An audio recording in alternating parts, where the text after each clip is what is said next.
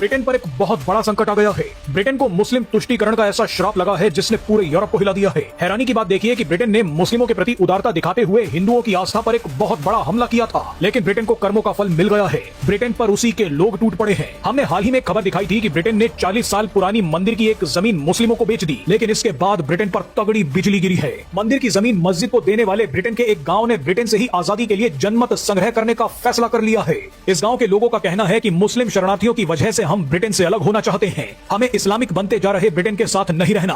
आप इसे कर्मों का फल ही कहिए कि जिस ब्रिटेन ने भारत के टुकड़े करके एक हिस्सा मुसलमानों को देकर पाकिस्तान बनवा दिया, उसी पाकिस्तान की वजह से ब्रिटेन का एक हिस्सा पीओके की तरह बगावत करने पर उतर आया है। अब आपको इस होश उड़ा देने वाली कहानी के बारे में बताते हैं। दरअसल लंदन से 120 किलोमीटर दूर पीटरबरो में 40 साल पुराने मंदिर और कम्युनिटी सेंटर की जमीन यूनाइटेड किंगडम इस्लामिक मिशन नाम की एक मुस्लिम संस्था को बेचने का फैसला कर लिया गया। न्यू इंग्लैंड कॉम्प्लेक्स नाम के एक परिसर में पिछले 4 दशकों से भारत हिंदू समाज का मंदिर और कम्युनिटी सेंटर सफलतापूर्वक चल रहा था। इस पूरी जमीन और परिसर का मालिकाना हक पीटरबरो शहर की स्थानीय सरकार यानी पीटरबरो सिटी काउंसिल के पास था। आपको बता दें कि पीटरबरो काउंसिल इस समय भारी बजट घाटे से जूझ रहा है। इस घाटे को पूरा करने के लिए काउंसिल ने उस परिसर को नीलाम करने का फैसला कर लिया जिस पर 40 साल से मंदिर चल रहा था। ब्रिटेन के हिंदू भी जमीन की नीलामी में हिस्सा लेने आए थे, लेकिन पीटरबरो काउंसिल ने नीलामी के दौरान बोलियों की जांच और स्कोरिंग के मूल्यांकन में गंभीर लापरवाही और गलतियां की और ये जमीन जानबूझकर मुस्लिम पक्ष को दे दी। लेकिन आप इसे कर्मों का फल ही कहिए कि ब्रिटेन को तुरंत मुस्लिम तुष्टीकरण का करंट भी लग गया।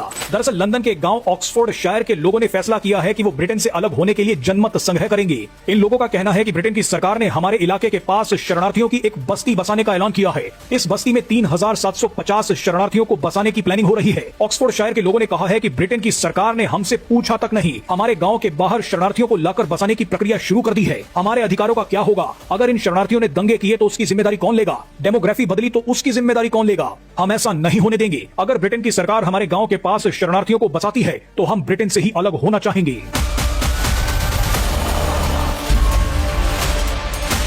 ब्रिटेन पर एक बहुत बड़ा संकट आ गया है। ब्रिटेन को मुस्लिम तुष्टीकरण का ऐसा श्राप लगा है जिसने पूरे यूरोप को हिला दिया है। हैरानी की बात देखिए कि ब्रिटेन ने मुस्लिमों के प्रति उदारता दिखाते हुए हिंदुओं की आस्था पर एक बहुत बड़ा हमला किया था, लेकिन ब्रिटेन को कर्मों का फल मिल गया है। ब्रिटेन पर उसी के लोग टूट पड़े हैं। हमने हाल ही में खबर दिखाई थी कि ब्रिटेन ने 40 साल पुरानी मंदिर की एक जमीन